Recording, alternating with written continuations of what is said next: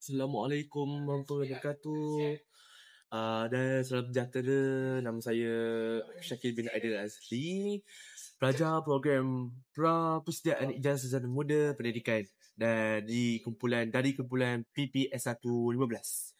Selamat datang ke segmen penganjuran individu bagi kursus pendidikan Islam GPIM 1022. Soalan kita hari ini ialah sahabat pembawa rahmat, iaitu sahabat rahmat peranan Al-Quran dan As-Sunnah dalam pemilihan rakan. Pengajuran ini adalah berdasarkan pernyataan pada tugasan 1, iaitu menghuraikan peranan Al-Quran dan As-Sunnah dalam membina Islam Madani yang seimbang melalui pertumbuhan sosial remaja. Baiklah, kita akan teruskan dengan pembincangan saya. Baiklah, let's go.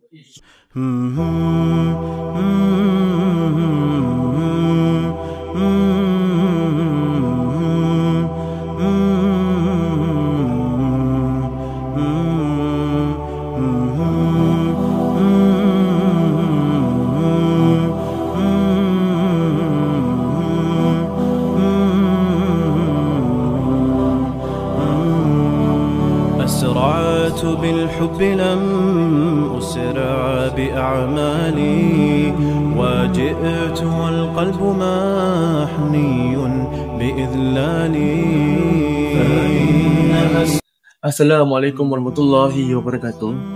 Bismillah, alhamdulillah rabbil alamin. Wassalatu wassalamu ala asyrafil anbiya'i wal mursalin wa ala alihi wa sahbihi ajma'in. Alhamdulillah, bersyukur ke atas nikmat Allah SWT yang telah mengumpulkan kita semua untuk mendengarkan ceramah pada hari ini. Baiklah, hari ini kita akan cerita pasal apa? Hari ini kita akan cerita pasal satu isu. Bukan isu, dia satu cabaran terbesar. Sebelum ini kita telah mengenal pasti bahawa salah satu cabaran terbesar yang menguji etika masyarakat ialah permasalahan sosial dalam kalangan remaja. Muncul masalah ini, dia seringkali barangkali umbi daripada pengaruh rakan sebaya. Remaja mempunyai keinginan kuat untuk rasa belonging. So, apabila mendapat rakan yang buruk akhlaknya, individu tersebut boleh terjebak dengan gejala sosial seperti merokok, poten sekolah atau sengaja merosakkan harta benda awam, macam contoh vandalism lah. Hanya semua diorang buat semua ini, remaja sekarang buat semua ini, melakukan perkara ini hanyalah kerana ingin diterima oleh orang lain. Ini membuktikan bahawa pemilihan sahabat memainkan peranan kritikal dalam membentuk akhlak dan menghalang usaha membina Islam Madani. Baiklah, Islam melalui sumber utamanya Al-Quran memberikan peringatan yang jelas dan keras mengenai risiko memilih sahabat yang menyesatkan. Allah dah pernah bagi tahu kita dalam Al-Quran dan mengingat kita melalui surah Al-Furqan ayat 28 dan 29, iaitu Ya wailata laitani lam attahidu khalana khalila, yang bermaksud, wahai celakanya aku, alangkah baiknya kalau aku tidak mengambil si dia itu menjadi sahabat karib.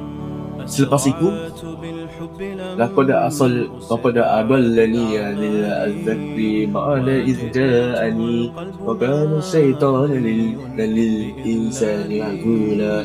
Sesungguhnya dia telah menyesatkan dahulu dari jalan peringatan, iaitu Al-Quran, setelah ia disampaikan kepadaku, dan adalah syaitan itu sentiasa mengecewakan manusia yang menjadikan dia sahabat karibnya. Baiklah, apa ayat ni nak bagi tahu kita sebenarnya? Ayat ni Ayat ini dia nak berikan kesedaran bahawa penyesalan terbesar di hari akhirat adalah kerana salah memilih sahabat karib.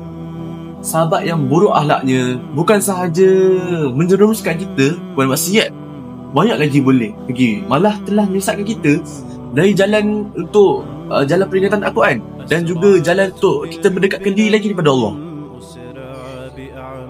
Ini adalah bukti yang jelas bagaimana peranan Al-Quran adalah untuk memberikan panduan utama yang melindungi kita daripada kerosakan akhlak, terutamanya dalam aspek persahabatan.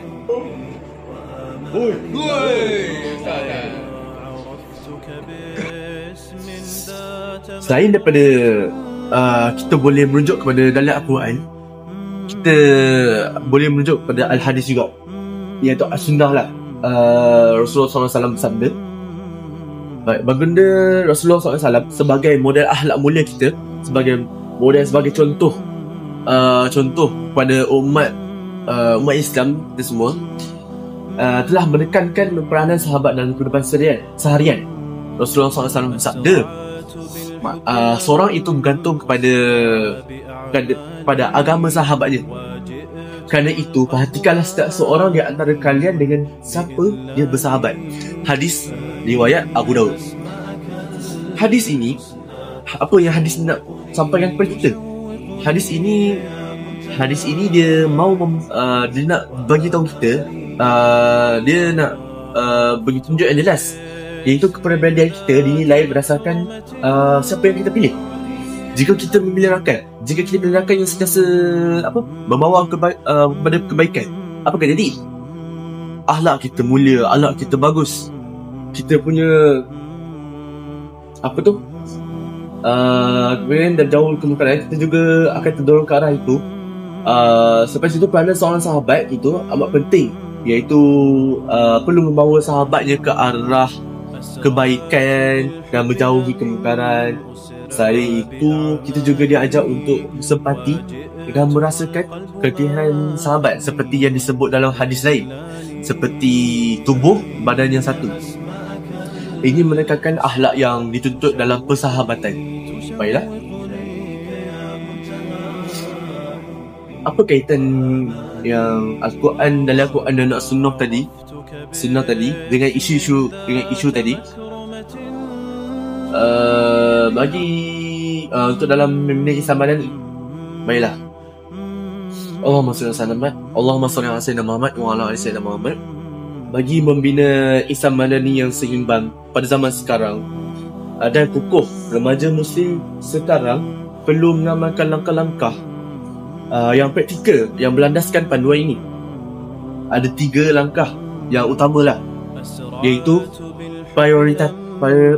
prioritaskan integriti dan akhlak. Sahabat yang baik adalah yang menasihati kita ke arah yang benar. Jadikan Al-Quran dan As-Sunnah ni sebagai prinsip moral dan akhlak yang benar dalam memilih rakan. Yang kedua, jadilah pendana masyarakat, iaitu yang kita boleh rujuk ialah berdasarkan surah Al-Hujurat ayat 10, iaitu innama al-mu'minuna ikhwatun fa'adlihu bainana ahwaikum wa atiqullaha la'allakum tarhamun. Maksudnya apa? Tak tahu. Apa? Maksudnya, sebenarnya orang-orang yang beriman itu adalah bersaudara. Maka damaikanlah di antara 2 saudara kamu yang bertelingkah itu dan bertakwalah kepada Allah supaya kamu beroleh rahmat. Remaja sekarang dituntut untuk menjaga perpaduan dan mengelakkan pergaduhan antara satu sama lain, serta berperanan sebagai pendamai di antara yang bertelingkah itu. Remaja ini juga perlu mengamalkan sifat saling menghormati atas satu sama lain, kerana sifat itu menjadi lambang keindahan Islam. Dan yang ketiga ialah melaksanakan tanggungjawab. Apa yang dimaksudkan dengan melaksanakan tanggungjawab itu ialah dengan menjadikan Al-Quran dan As-Sunnah sebagai way of life, sebagai panduan hidup seharian pada kita semua, umat Islam semua. Kita memastikan keseimbangan dalam aspek rohani dan membentuk watak yang berkilauan yang sekaligus mampu memberikan sumbangan positif pada pembangunan sosial negara. Akhir sekali yang Ustaz nak jelaskan kepada kamu semua, jelaslah bahawa peranan Al-Quran dan As-Sunnah ini sangat penting. Dia sangat penting untuk menangani cabaran sosial remaja yang kita telah bincangkan pada awal tadi, iaitu isu komunikasi dan remaja lah, pada zaman sekarang.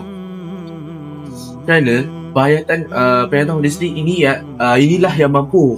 Penghayatan holistik ni macam dalam dalil rujuk dalam Al-Quran dan Sunnah tadi, yang mampu merealisasikan penerimaan Islam Madani yang kukuh, iaitu menghubung-kaitkan penghayatan akhlak yang mempadukan sunnah baginda Rasulullah SAW. Oleh itu jadikanlah Al-Quran dan As-Sunnah ni sebagai penimbang tara dalam setiap pilihan hidup kita, terutamanya dalam memilih sahabat. Baiklah,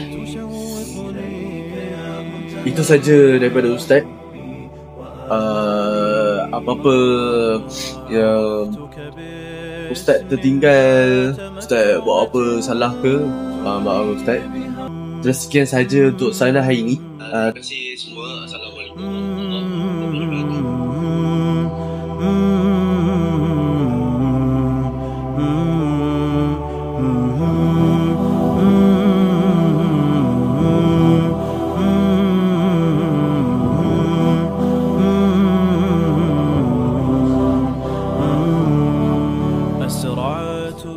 Baiklah, itu sahaja saya punya video untuk tugasan 2 ni, untuk JPIM 1022. Dan baiklah, terima kasih.